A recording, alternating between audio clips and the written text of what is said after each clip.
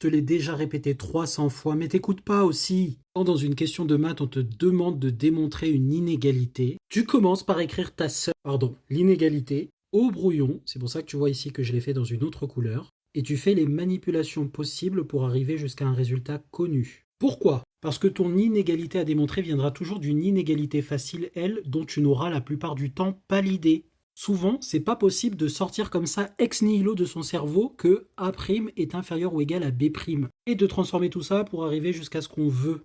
Donc ce qu'on fait, c'est qu'on triche. Check mes vidéos où je démontre des inégalités, je les répétais et répété plein de fois. Et donc tu vas modifier l'inégalité voulue en t'assurant que tes modifications sont inversibles, c'est-à-dire que tu peux les refaire dans l'autre sens. Par exemple ici j'ai A plus 1 est égal à B plus 1, pour passer d'ici à ici, je peux tout simplement retirer moins 1.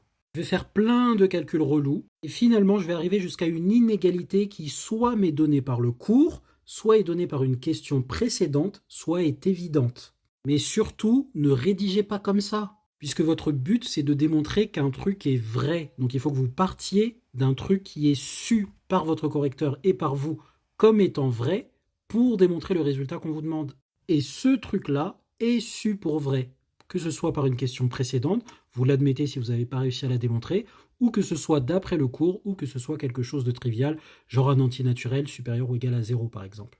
Et vous réécrivez tout au propre, comme ça, en vous assurant bien que toutes les opérations que vous avez faites peuvent être refaites dans l'autre sens, et que vous avez bien des équivalences à chaque étape. Et en fait, on s'en fout complètement de savoir si A' inférieur ou égal à B' a l'air de sortir de nulle part. Parce que la plupart du temps, c'est le cas. Mais on s'en fout, puisque c'est vrai.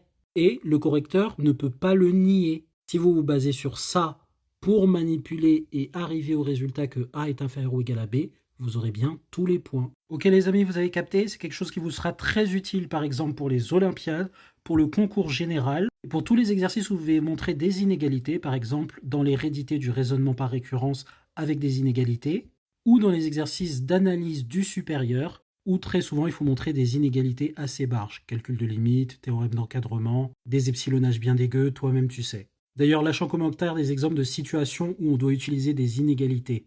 Allez, c'était Tonton Algébrique, bisous!